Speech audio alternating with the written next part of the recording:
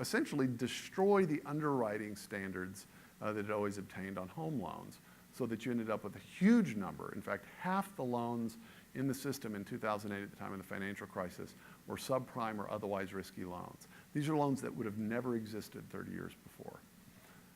And unfortunately, the free market was blamed for these loans because people didn't quite know what happened. But as Craig said, there were actually loans in 2007, 2008, a bunch of stories about this, about so-called ninja loans. No income, no job or assets. Okay, now just think about it from a kind of free market perspective. If you're a banker and your job is to give out home loans, right, does it make sense? Assume you're totally greedy, right? Just assume you're money grubbing and you're greedy. Would it make sense to give out loans for $500,000 to people that have no income, no job or assets? Well, it doesn't make a lot of sense, right? Your job is to have loans repaid with interest. It's not to give out loans that get defaulted on. The only way those kind of loans could have existed in the system is because of a set of well-meaning, perverse policies that actually destroyed the natural market incentives of the loan. I'll give one last example of the piety myth in child labor laws. I'm not talking about all child labor laws.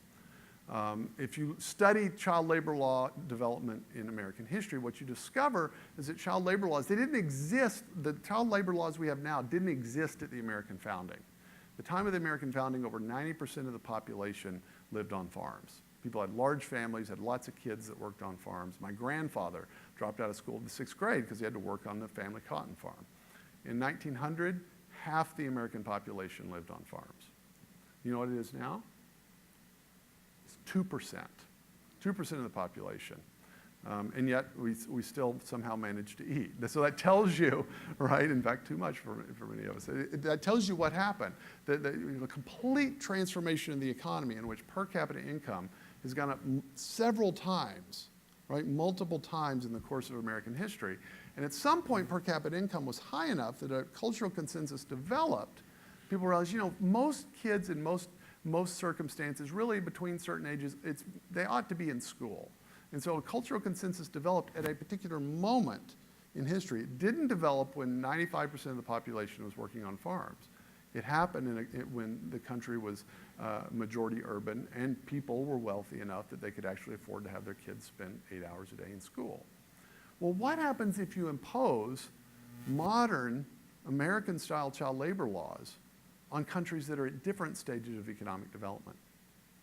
And that's an abstract question, but something like this was actually tried in the 1990s. It wasn't quite intentionally tried, but it happened anyway.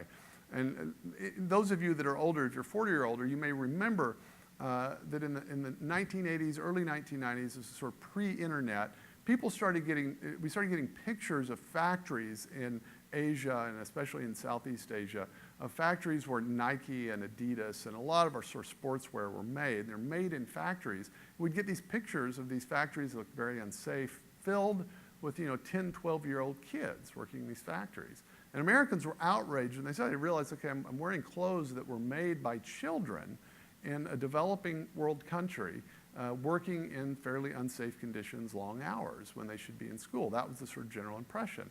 And so in 1990, some members of Congress actually got together and they submitted a bill called the Child Labor Deterrence Act. And the purpose of the act was to make it illegal for American companies to do business with companies and factories in the developing world that use child labor. That was the purpose of this act. Now, as it turns out, the act actually never passed. It kept stalling and never did actually become a law. But the companies were so worried about it, worried about the PR and just assuming that the law was going to happen, that they ended up acting as if the law had actually passed. So what they did is they actually cut off relationships with many of these factories they'd been using.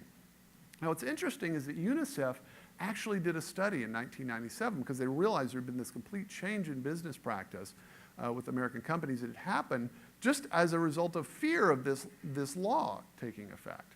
And what UNICEF discovered is from 1990 to 1997, about 50,000 kids that had been working in those factories were no longer working in the factories. So you might say, okay, well, it worked. That sort of had the effect. The kids were out of these unsafe factories. But if you've got the art of economics, you're going to ask yourself a question. Okay, where'd they go? Why were they in the factories in the first place, and what are they doing now? The UNICEF study said overwhelmingly they were doing one of three other things: street hustling, rock crushing, or prostitution. Those were the choices. Right? So what Americans were thinking is, well, those kids ought to be in school. I mean, I can just imagine, I lived in Seattle until about a year ago, and everybody in Seattle was probably thinking, they need to be in the local country day school. They shouldn't be in those factories, right? They need to be in a nice prep school down the street. That's what's in their heads, because that's the options available to kids in Seattle. They weren't thinking about the particular economic circumstances of those kids, though.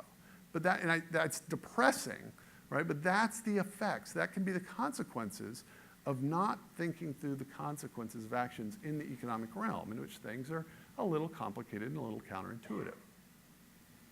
The second myth is what I call the greed myth. The greed myth is not the idea that people are greedy. That's not a myth. That's not controversial, right? I mean, Adam Smith, he said, you know, always, if you read The Wealth of Nations, Adam Smith had nothing good to say about business people. He said, men of commerce, 2 or 3 of them do not gather together, but that they conspire against their fellow men to control prices and stuff like this. So the greed myth is not that people are greedy. You know, the fall happened, it affected everyone. Greed exists in all times and places. The greed myth is the idea that the market economy or economic freedom or capitalism or whatever you want to call it is greed, that it's based on greed. This is a very popular idea. And I think of it as initially from this famous 1987 movie called Wall Street that has this character played by Michael Douglas, and the character's name is Gordon Gekko. He's a stereotypical Wall Street real estate sort of banker kind of guy, smoking cigars, you know, he has the white collar and all this stuff you would expect. And at one point in the movie, he's at a stockholders meeting in a crowd, and he gets mad, and he manages to get the microphone, and he stands up. And he says, greed is good. Greed works. Greed cuts through and captures the essence of the evolutionary spirit. Greed in all its forms has marked the upward surge of mankind. It's a kind of a strange scene because it's almost, is this supposed to be the climax? Or, this isn't all that happy of a thought. But if you know anything about the movie, you know it was made by Oliver Stone, who's a well-known left-wing guy. And you'd think, okay, well, of course he's going to create this caricature like this. But, he's a critic of the American system, so of course he's going to say that. Unfortunately, the most widely read 20th century author who defends free enterprise makes more or less the same argument. Ayn Rand was an exile from the Soviet Union in the 1920s, came to the United States, wrote a lot of famous books, but she was a hardcore atheist and an avid defender of economic freedom, hated big government, loved enterprise and entrepreneurs, and even wrote a book called The Virtue of Selfishness. And she had some kind of idiosyncratic ideas that would take me too long to sort of explain here. But what I want you to see is how she understood this and the way in which she, as a champion of the free market, put it. She said, capitalism and altruism is acting for the good of the other, are incompatible. They're philosophical opposites. They cannot coexist in the same manner in the same society. All right? Now and she's very widely read. Atlas Shrugged sells about 200,000 copies a year in English. I was in Hong Kong a few years ago and walked by a bookstore, and I thought, I wonder what they read in Hong Kong. And so I went up, by the checkout place, because that's where the most popular books usually are. And there was a book by Richard Dawkins, depressing, right? And there was Atlas Shrugged by Ayn Rand in Hong Kong. So this is how popular she is. And if we had all night, I would talk about why I think that is. But what's important to realize is that she's a defender of the system. And so she's right that that's the nature of the system. We're in deep, deep trouble. Now, a lot of people think, well, Rand's not the only one that made that argument. Didn't Adam Smith make an argument kind of like this? Craig Mitchell mentioned Adam Smith. He's a Scottish moral philosopher. He wrote a famous book in 1776 called The Wealth of Nations. And what I've discovered is very few people have actually read Smith. But most people have heard a couple of quotes by Smith, and they will read Rand into Smith and not look at what he actually says carefully. So I'm going to show you the two quotes that any of you have heard of Smith but haven't read him have probably seen these quotes. And then what I want you to see is that, in fact, what he says is completely different from what Rand said. Now, you're thinking, that's the same darn picture that Craig had. It's the only known picture of Adam Smith, so that's all you got. Yeah, there he is. We don't know what his right side looked like. It may have been like the Phantom of the Opera or something. So it's just the left side, please. Okay, so here's the first quote. He said, "It's not from the benevolence of the butcher, the brewer, the baker that we expect our meal or dinner, but from their regard to their own interest." Now hold that in your mind and think, now what's he saying? Is he saying greed is good, that, well, you know, what you want is the butcher to be really greedy and then you'll get your dinner?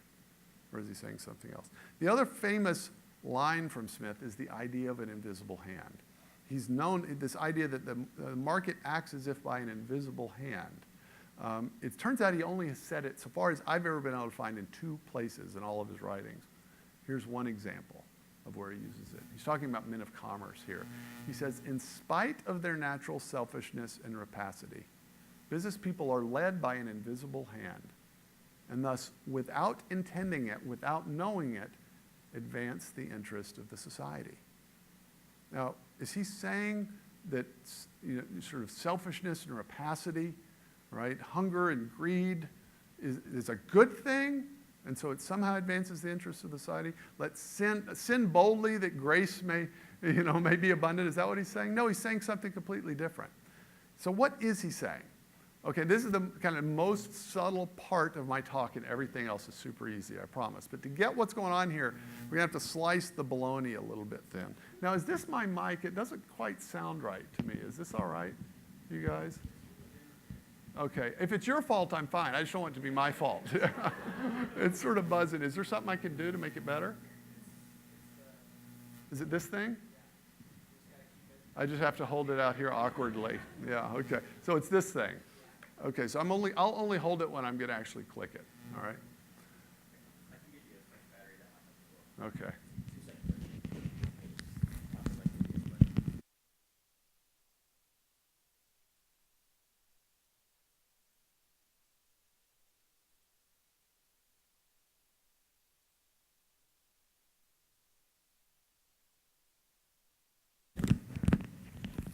Okay, is that a little better?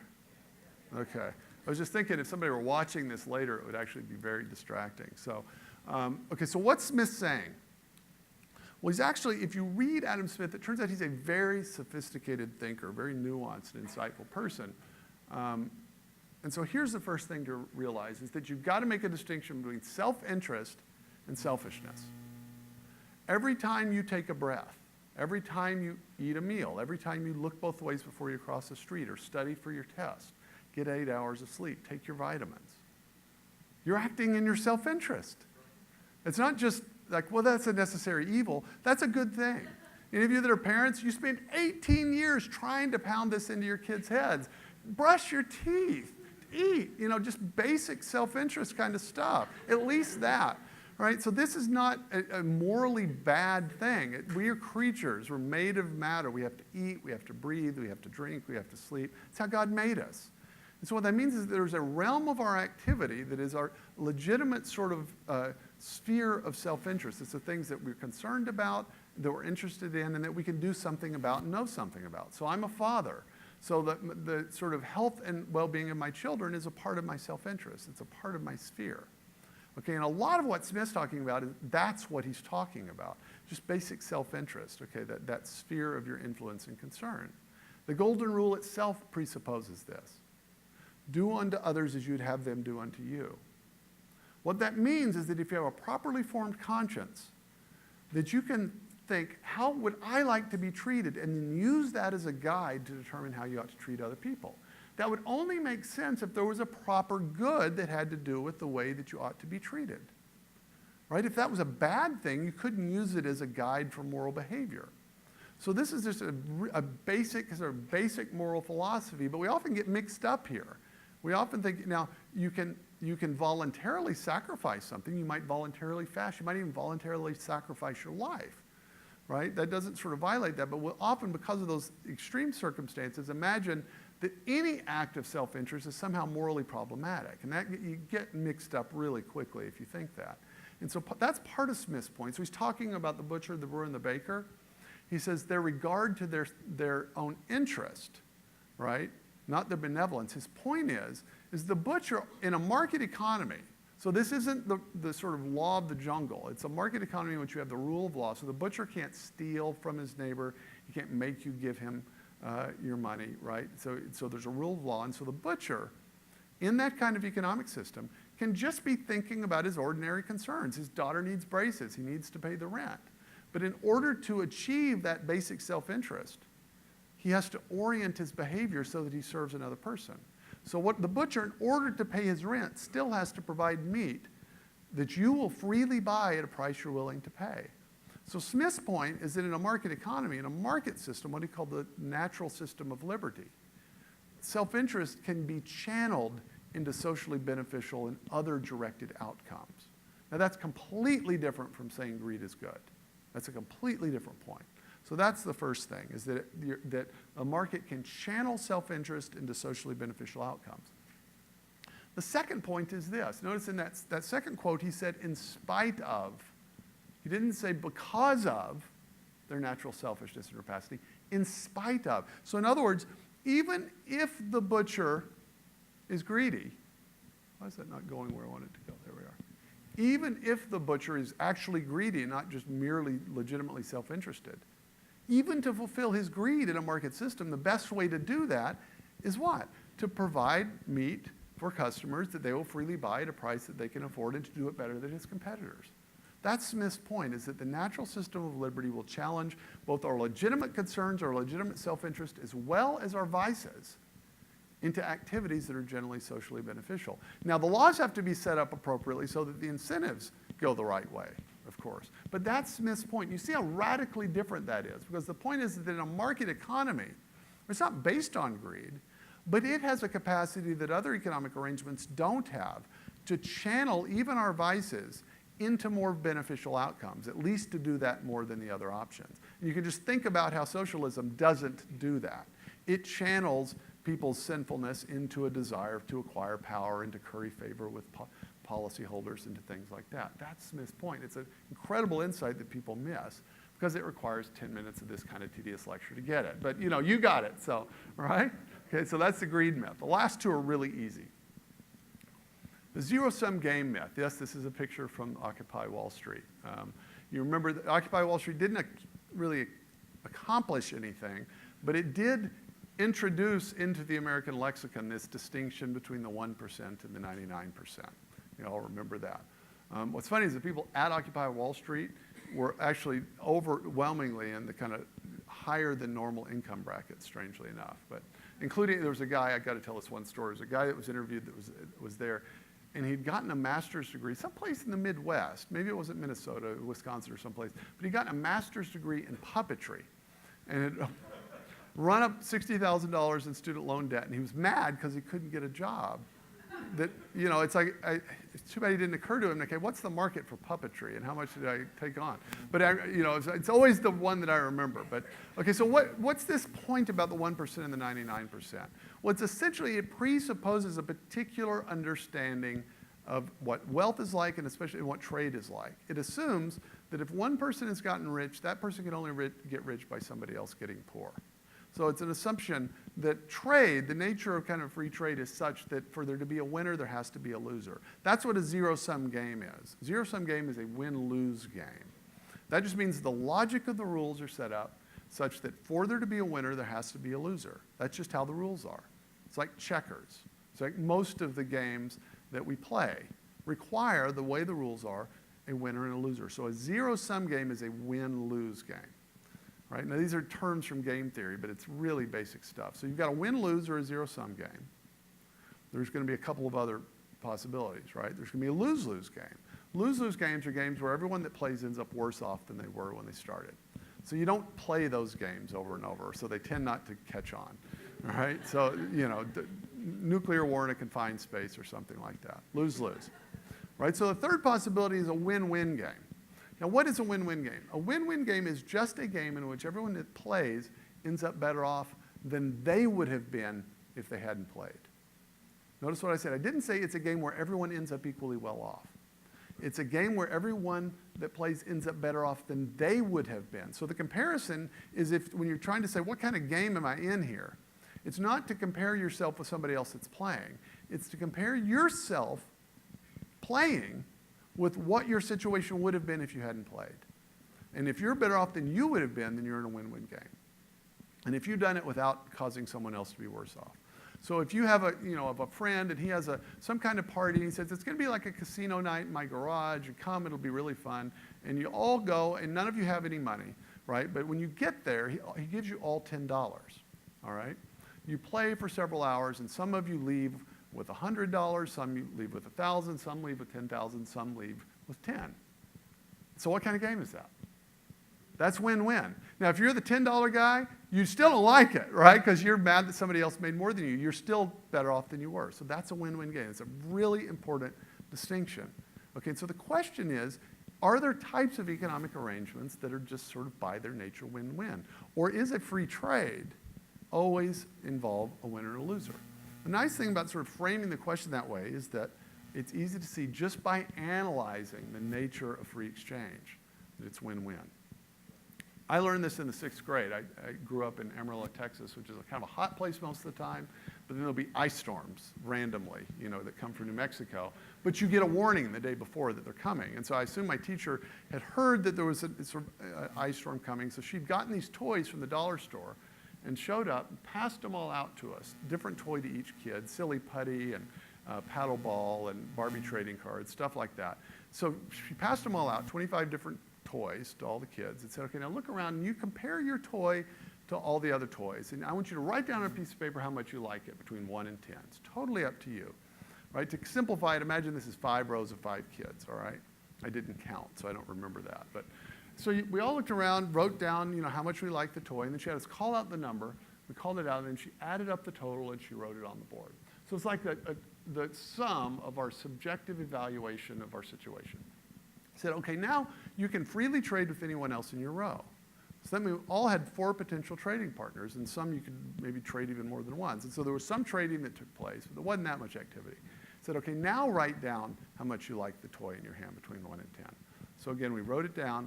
We had to call out the numbers. She added up the total. She wrote it on the board. And what happened? Number went up. Right? Now remember that. Nothing new was added to the system. The number went up. All right? And she said, now, second round, you can freely trade with anyone else in the classroom. Now, if you know anything about Metcalfe's law that has to do with networking, this means that you immediately had 24 potential trading partners and then an unimaginable number of secondary and tertiary trades. So it's just total pandemonium, which is why I remember this game. I hate to say, I didn't learn the lesson at the time. It was decades later when I was working at the Acton Institute and I was working on this stuff. I thought, oh, that's probably what the teacher wanted us to learn. I didn't get the point at the time. All right, so we all did lots and lots and lots and lots of trading. So finally it settles down and says, okay, now write down how much you like the toy that you have in your hand. So of course we all did it again. We called out the numbers. She added up the total, wrote it on the board. The number went way up. Now what's happening there? This is a weird thing, right? Remember, nothing new was added to the system. There was an initial infusion of toys, and then all there was a system of rules set in place that prevented us from doing certain things. Right? When she said you can freely trade with anyone else in your row, that meant I couldn't threaten the little girl behind me, right? You're going to give me your toy, or you're going to find something in your locker or whatever, right? That's not what it meant. It meant free on both sides. And so what that meant is a system of rules is set up that channeled certain actions so that whenever exchanges took place, they only took place if both participants perceived themselves as better off as a result of the trade. That's the nature of a free exchange. When that doesn't happen, it turns out it's not a free exchange. There's coercion or fraud or something like that. So the very nature of free exchange is a system of rules that allows for a kind of maximization of win-win interchanges. Now, there's, of course, more to the story than that. All I've talked about is the nature of free exchange. But even there, I think you ought to see that what that means is that what you could call free enterprise or economic freedom, it's actually the golden mean between the extremes. People often say, well, I want a third way between capitalism and socialism. And when you look at it, it always ends up being kind of like socialism, kind of soft socialism. But that's the wrong contrast. The contrast is between anarchy on one side, in which there's no law. In anarchy, it's like Lord of the Flies. The strong prey on the weak. That's anarchy. Or statism, in which the jurisdiction of the state completely swamps and absorbs all of our activities, including our economic activity. The sweet spot is when you have the rule of law, right? People can't kill each other, they can't steal from each other, they can't defraud each other, and then that sets up the opportunities for win-win exchange. But the interesting thing is that it actually goes beyond that. And this is the final and related myth, which I call the materialist myth. And the materialist myth has to do with our understanding about the nature of wealth. And this is a belief that wealth can only be transferred from one party to another rather than created. It's a widely believed idea, even though we know this isn't really true. It's very widely, when you hear people say, so-and-so got more than his fair share, right? The implication is that there's a pot of gold there, right? It's like a pie. So somebody showed up early to the party and they ate a quarter of the pie, right? And so the rest of us got small slices. That's the idea. But notice, here it's sort of like, it's a belief about the nature of wealth, that it's this fixed amount of stuff. And if some person got too much of it, that left too little for the rest of us. Right? Now, you might think that's crazy. I mean, Steve Jobs didn't get rich stealing iPods from homeless people, right? I mean, there's something else going on here. So you know this isn't true. But as Craig sort of mentioned briefly, this was actually what underlying Marx's prediction in the Communist Manifesto. The Communist Manifesto was written in 1848. The purpose of the book, so it's really just a pamphlet, was to argue that what he called capitalism, industrial capitalism is his word, would sow the seeds of its own destruction. And the reason is, he said, there are these different classes of society. There's a class that he called the bourgeoisie, or the capitalists, the people that own the factories, they own the means of production. And then there are the proletariat, or the workers, and those are the people that are paid